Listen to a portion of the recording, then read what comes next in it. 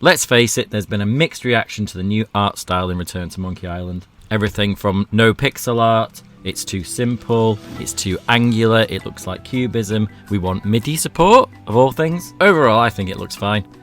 In his latest interview, Ron has reiterated that Return to Monkey Island will not rehash old ideas from previous games, but look towards the future. Here's what he had to say. Anybody who's involved in a creative process knows that as soon as you start, everything changes. Coming up with ideas, you change the story, you change the characters, you change puzzles. Everything is not written in stone. He goes on to say that they had some lengthy conversation with Disney and ended up very happy with the responses. While Disney certainly have had feedback, good feedback, and we've taken some of their feedback, Gilbert said he's been happy that the corporation had allowed him to build the game that I wanted to build. And that's what we have to remember. Ron is working for Disney, and Disney's all about graphs. They want sales, and ideally a franchise they can sell again and again.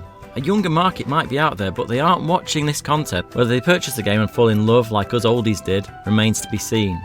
Monkey Island is going through a Jar Jar phase, a polarising character that was hated at the time by its core audience, but was popular with infants and people with concussion. And Ron dropped another Gungan by suggesting that the game would include a hint system and possibly even an easy mode. Now, before we all choke on our Werther's original and run to our fax machines to write letters of complaint, this is almost certainly a positive for purists and old school fans of the games. A hint system is an alternative to watered down puzzles. If players don't have a built-in hint system, they're just going to jump over to the web and read a walkthrough. To prevent that, Return to Monkey Island will include a hint system that has been designed to make sense in the fantasy, Gilbert said, and it provide more than just a walkthrough.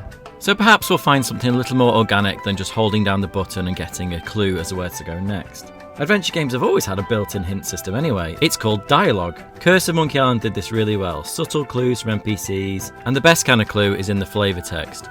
Some would argue that these kind of frustrations are what killed the point-and-click genre, but point-and-clicks never really died. They morphed into games like Life is Strange, interactive stories but without the locked doors and the rubber chickens. It's about striking a balance between a hint system that drags the kids away from Fortnite, and leaving the original fans of the series as satisfied as when their carer hoovers their favourite wingback chair. There was a lot of stuff that we did back then and didn't think much about. A lot of very obscure puzzles, Gilbert continued. Hiding a piece of information somewhere with no clues about where to find it, that kind of thing just wouldn't fly today.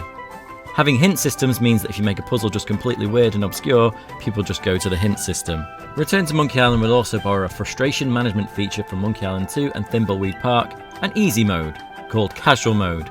In the new game, this option will be designed for people for whom this is their first adventure game, or they haven't played adventure games in a long time. Or maybe they have lives and kids now. They can play the casual mode, which is just a lot of simplification of puzzles.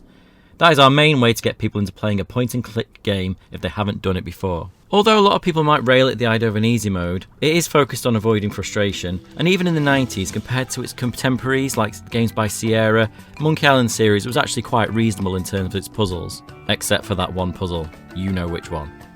Frustration is a bigger factor for people. There are more demands on players' time now, and they just don't tolerate frustration as well as they did 30 years ago. Again, Ron and his team are clearly aiming this game at a newer market. This is clearly going to be a new experience, a different sort of Monkey Island game to the ones that we are used to from the early 90s. In terms of the hint system as well, it makes more sense than just everyone going online. For those of you that wanted the SCUM interface with all the verbs, that's also not happening. And it was a lot of people asking for this in the comments on my last video. I really looked at the interface again going, well, how could you change this interface? And then Dave came on. We really asked, so what is it the players really want to do? How do they really want to interact with the game? And how can that serve them? They didn't divulge what kind of interface they were going to have. Maybe it's a verb coin, which is the simpler version used in the later games. But again, we can theorise that it'll be something that will allow new players easy access to this fantastic series. Now, as I said before, a lot of people didn't like the screenshots that were released, so a lot of people did. It was sort of 50-50, but the latest information suggests that it's going to be lots of panning and zooming. We can do camera zooms, pans and pulls now without even thinking about it. The hardware doesn't even sweat if we try to zoom, but zooming back in the early 90s was a huge issue. People who do 3D games know all about this because they've always had these things available, but if you want to draw the player's attention to something effectively, the camera can zoom and pull in. That is a very powerful thing to be able to do. I get this. Ron doesn't want to just make the same game again. He wants to do new things with it, and he's not revolutionising anything beyond what is already being done in modern games anyway.